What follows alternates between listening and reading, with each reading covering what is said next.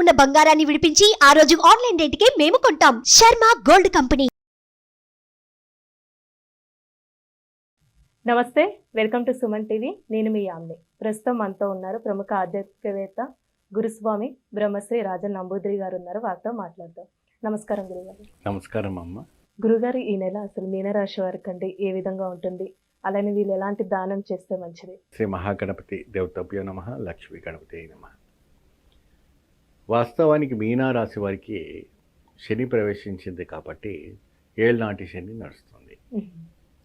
వీళ్ళకు ప్రెషర్స్ సంసారంలో మరి అనేక రకమైనటువంటి విషయాల్లో, ఇంకా వేరే వేరేటువంటి విషయాల్లో, ఉద్యోగ రంగంలో కావచ్చు, అనేక రంగంలో కావచ్చు, అందరికి కూడా కొన్ని ప్రెషర్స్ అనేది బాగా ఉంటుంది.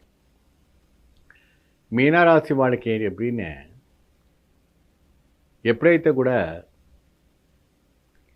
చేతికి చిక్కరు వీళ్ళు స్కిప్ అయిపోతూ ఉంటారు. అంటే ఎప్పుడైతే చేప స్కిప్ అవుతూ ఉంటుందో ఆ రకంగా చేతికి చిక్కని వాళ్ళు, అంటే ఏ ఒక్క మాట కూడా పట్టించుకోకుండా ముందుకు సాగిపోతూ ఉంటారు. స్టబన్గా ఉంటారు వీళ్ళు. ఈ ఒక యాక్టివిటీస్ హెల్పింగ్ నేచర్ ఉంటుంది.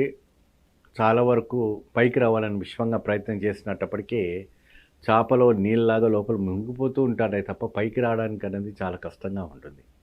కోటికో ఒక్కరికో ఇద్దరికో ముగ్గురికో అట్లా పైకి వస్తారు, అది వేరే విషయం. కానీ ఇప్పుడు ఉన్నటువంటి పరిస్థితిలో కేరళ నాడీ శాస్త్రం ప్రకారంగా ఫిబ్రవరి మాసంలో వీళ్ళకి ఎలా జరగబోతుంది, వీళ్ళకి విశేషమైనటువంటి శనీశ్వరుని ఆరాటు, శనీశ్వర భగవాని యొక్క పూజ, శనీశ్వరునికి విశేషమైనటువంటి పూజ, లేదంటే కాలభైరవుని పూజ, ఈ రెండు కూడాను చాలా దగ్గర సంబంధంగా ఉంటుంది. వీళ్ళ కఠోరమైనటువంటి ఒక ఏదైతే దోషం ఉందో అది తొలగిపోవడానికి ఇది మంచి అవకాశం. అలానే ఈ రాశి వారికి సంబంధించి ఎలాంటి ఆలయ దర్శనం చేస్తే మంచిదండి?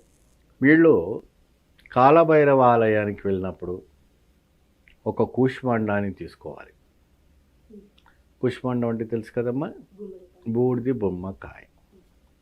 దాన్ని 2 ముక్కలు చేసి లోపల ఉన్నటువంటి పదార్థం అన్నీ తీసేసి ఆ బూడిది బొమ్మకాయకి చుట్టూ పసుపు కుంకుమ అంతా కూడా అలంకరణ చేసి ఒక అరటి ఆకులో బియ్యము పోసి కాలభైరవ ముందు నిలబెట్టి ఇలా 2 కాయలు పెట్టి దాని నిండుగా నువ్వుల నూనె పోసి విశేషంగా ఇంత లావుగా, అంటే 300 వత్తులు అంటారు కదా, అలాంటి గట్టి వత్తులు గట్టిగా పెట్టి కర్పూరం పెట్టి స్వామివారికి నీవే శరణం అని చెప్పి అవి వెలిగించాలి.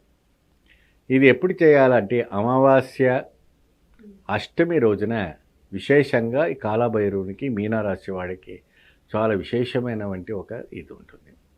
పోతే ఆ స్వామికి ఉగ్రస్వరూపుడు కాబట్టి వారు అనేక రకమైనటువంటి రంగాల్లో అన్ని విషయాల్లో కూడాను ఆయన ముందు ఉండి కాపాడుతాడు కాబట్టి ఆయనను పూజిస్తే ఎటువంటి గ్రహాలు కూడా దగ్గరికి రావని గట్టి విశ్వాసం.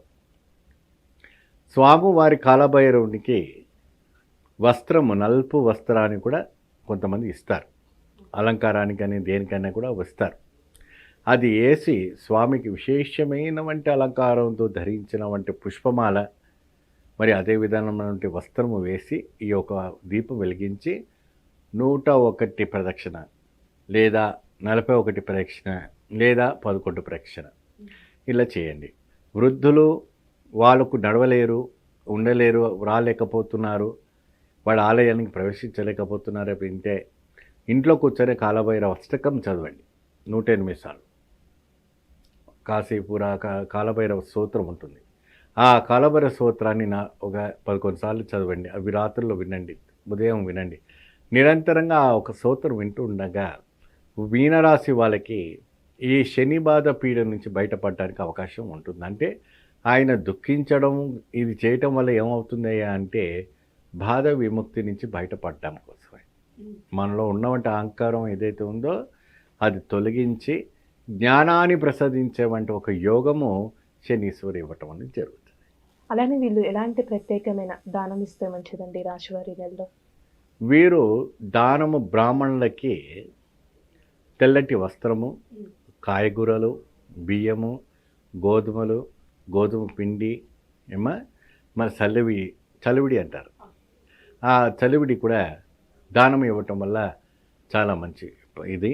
అది కాకుండా పాదు, రక్షలు, గొడుగు లేదంటే చలివిడి ఉన్నటువంటి పాత్ర అంటే కుండ అది కూడా ఇవ్వటం మంచిది. దీంట్లో ఏ ఐటమ్స్ ఇచ్చినా కూడా ఆయన స్వీకరించుకుంటట్టుగా వారు తీసుకున్న వాళ్ళు కూడా సాటిస్ఫైడ్ అయ్యేటట్టుగా చేస్తే మీకు ఫిబ్రవరి నెలలో అదృష్టం పట్టబోతుంది, మహా అదృష్టం పట్టబోతుంది. మీరు తిరుగులేని ఈ యొక్క దోషం నుంచి, దుఃఖం నుంచి బయటపడిపోతారు.